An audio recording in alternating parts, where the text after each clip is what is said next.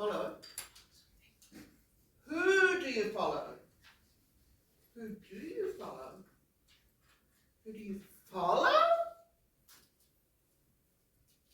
The word follow, I think it's changed its meaning a little bit in the last, if I ask you today and if I asked a similar community 20 years ago, here in our host country, Austria, the German language, if you ask somebody, who do you follow? If you ask a child, it would be more like, who do you obey? Who do you listen to? Do you follow your mother? That doesn't mean that you're chasing after them, though you should perhaps sometimes. It means, do you listen to them? Do you attend to them? But what about each one of you? Who follows social media? What does social media mean? Okay, who's on LinkedIn? Who's on Facebook? Was that more or less? Who's on LinkedIn and not on Facebook? That was what I wanted to know. I want to point out my breakthrough, recognizing how times have changed. My discovery about the current generation of United Nations staff members.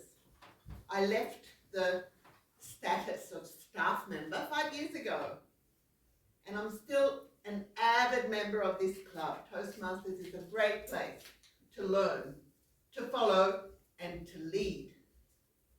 Toastmasters motto, the place for leadership and communication skills.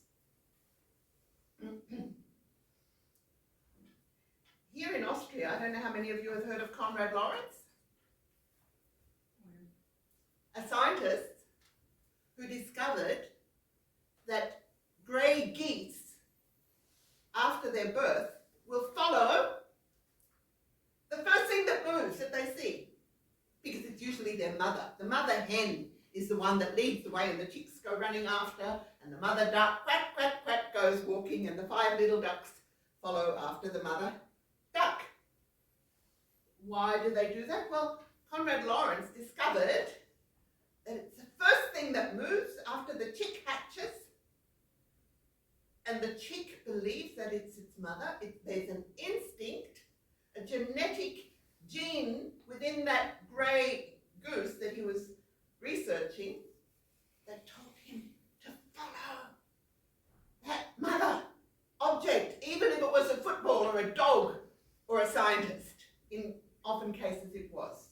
And you'll sometimes see people lovingly run around while their roosters or chicks or hens run after them. But what about you?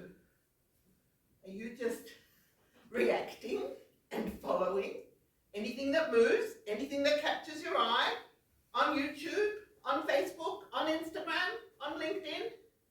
Do you have pop-ups on your desk now at work? I'm so annoyed now. This didn't exist when I was working at the agency, that we had pop-ups coming up into our mail. Not even, you could set your mailbox even whether you want to know when you get a notification when you have a new email, or whether you decide, I'm going to only look every hour or every morning and every night. I have the luxury now that I go sometimes a whole day without checking my email when I have a project that I'm working on. And even though I have my NGO activities, which also bring me back here, I am sometimes feeling like I should have been there more often, but I use the privilege of not following my emails, not even my WhatsApp, my social media, when I'm focused on what I really want to do. So my question to you is really, who or what do you follow? Who or what are you really following, and what is it doing for you or to you? Oftentimes, we take a very passive role and literally just follow the impulses. I have a number of mentors, and some of them talk about following the shiny object syndrome. Oh, a new new mail has just arrived, a new newsletter. There's a new project. I could do this. This sounds really great. I'm going to sign up for this now. Hey, how many clubs were there at Clubs Day? Thank you for coming and choosing Toastmasters, because this is really a place where you can learn, where you can follow, but not only.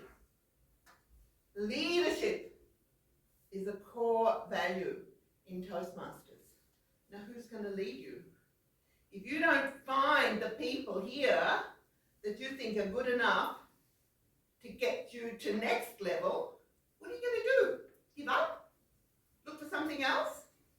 What if this is a good program, but that person who really knows it better than you didn't turn up today? I honestly believe we all have something inside us beyond genetics, instincts, and that is conscience.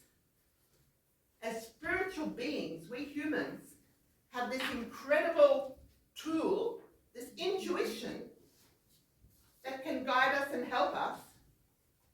And if I don't know, should I come or shouldn't I? Should I do it or shouldn't I? When we truly learn to listen and tune in to our intuition, my intuition told me I've got to come today. I haven't been here. I wasn't at the club contest. I wasn't at the other meetings. I'm not standing for any positions. I've been a long time member since 2010. And I must say, I'm really, really grateful to be in this club. I'm really happy to see you all. And I'm also all for intergenerational communication, because I'd like to tell you, as I used to laugh when the retirees came into the Toastmasters meeting and say, there's life after the UN. There is life after the UN, but you've got to create it.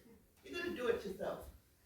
So my message to each one of you, ask yourself, who do you follow and why? Where do you want to go? Where are they leading you to? And ultimately, you'll be the leader. And the highest aspect of the leadership that you can follow is within yourself, your conscience. Madam Toastmaster.